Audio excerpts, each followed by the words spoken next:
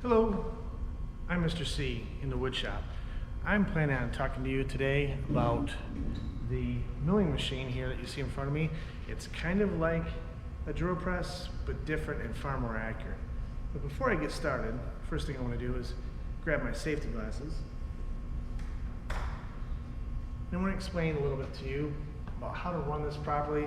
The very first thing that we want to do before we start any adjustment on this machine is let's unhook the power.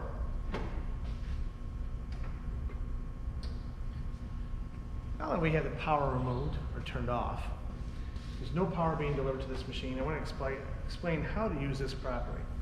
Now, inside the machine, I keep a red toolbox down here. It has some of the tools in it that we'll need. We have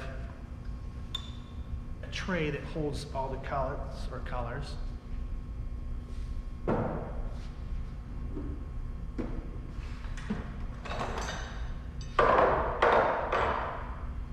then we have the machine here itself. Now, I think that you remember back in geometry class how they talk about X, Y, Z axis and Cartesian coordinates. Well, this is where the rubber meets the road, I guess you could say. It's where we'll use it inside of here.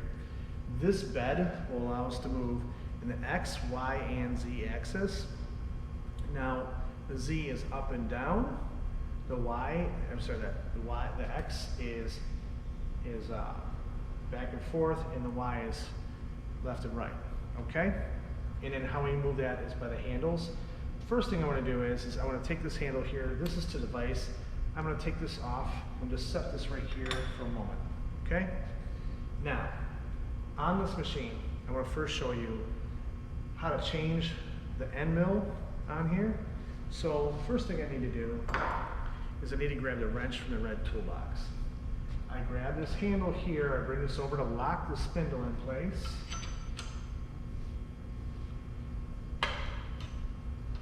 It's typically not that tight. It shouldn't be too tight. I'm going to rotate this out just a little bit. I grab my brass mallet, tap this. That'll release from the spindle chuck, inside the spindle, the taper. And just continue turning this until it releases that collet. Okay. Okay. So this is a collet, gonna hold, and this is a 1/2 inch diameter. This is a 1/2 inch diameter end mill, and as you can see, it has an end mill here with 2 cutters on it. They do sell 1 flute, 2 flute, 3 flute, and 4 flute end mills. And then for this particular job, we just need a 2 flute end mill. And I'm just gonna place this inside of here. Okay. Now to install it, all you have to do is just take this and we'll remove the end mill itself. Just place this down here carefully so it doesn't fall on the floor. That would damage the end mill. Just want to get this started. I'm just going to push this collet all the way up and just get this started threading on it so that way when I let go, it doesn't fall out. I go ahead, place my end mill in here. I'm going to go ahead and take this up some more by hand. Okay, now what I'm going to do is I'm going to lock this spindle in place, and now I'm just going to do the reverse, is I'm going to tighten this up. Okay, now that that's tight, this is all set up as far as the end mill is now securely placed inside the machine. I'm going to take my 2 tools,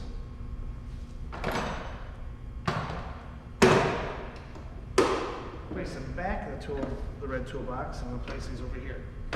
Now if you see the black toolbox down here, that just has extra end mills, all different sizes and lengths. Okay, they're all sharp. Okay, so now let's just talk about on here, this little button here, you have forward and reverse. We're to be using forward 99% of the time. I will help you set up the machine the first couple times you ever have to use it, but make sure it's in forward for the type of cutting that we're going to be doing in wood.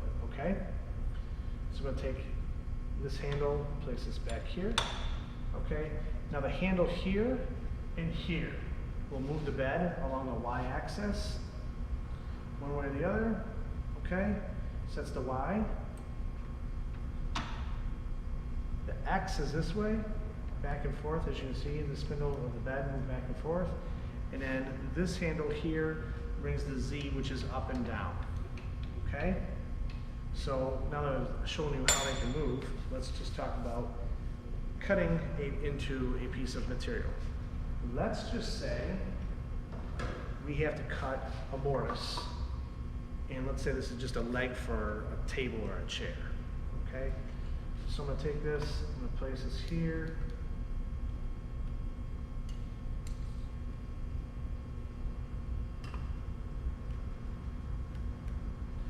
So I have the top and bottom marked.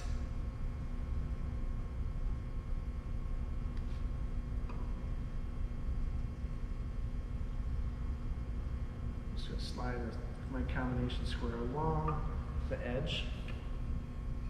Turn this around.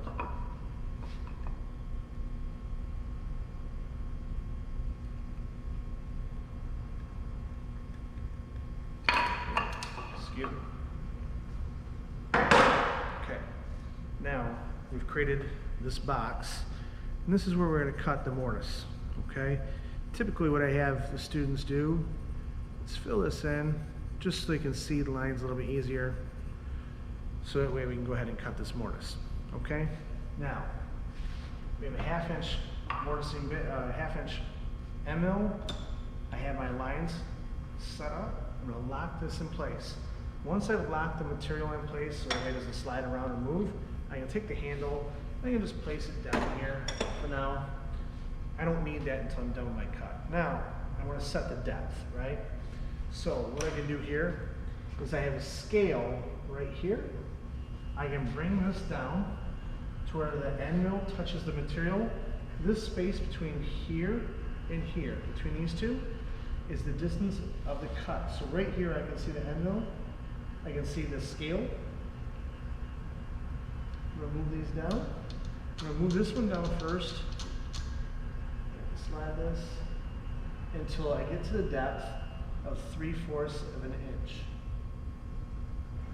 And lock this in place.